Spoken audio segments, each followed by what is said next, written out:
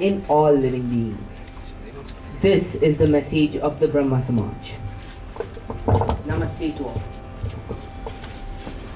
A great scholar and an independent thinker, Raja Ram Mohan Roy is the founder of the Brahma Samaj and the Atmiya Sabha, which emphasizes on the ideas of universal brotherhood.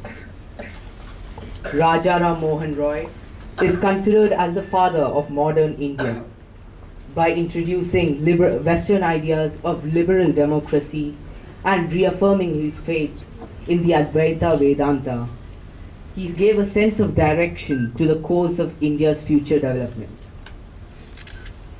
Now, he was born in 1772 in the Hooghly district of Bengal.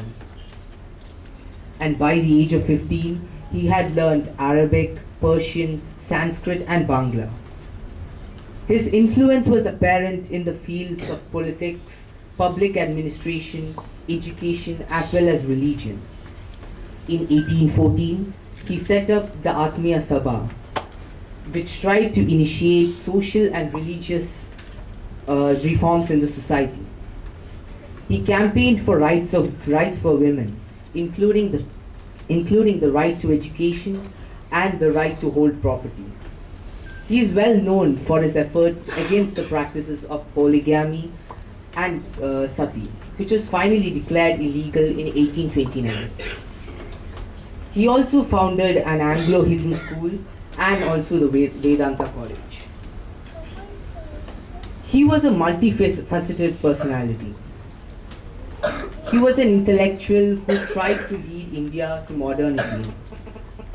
He was the lamp that led Hindus to the essence of Hinduism. He is remembered in the Indian history as the originator of all important secular movements. Ram Mohan is respected not only in India but all over the world for his sincere efforts to build a nation with respectable values and a better living place for everybody. Thank you.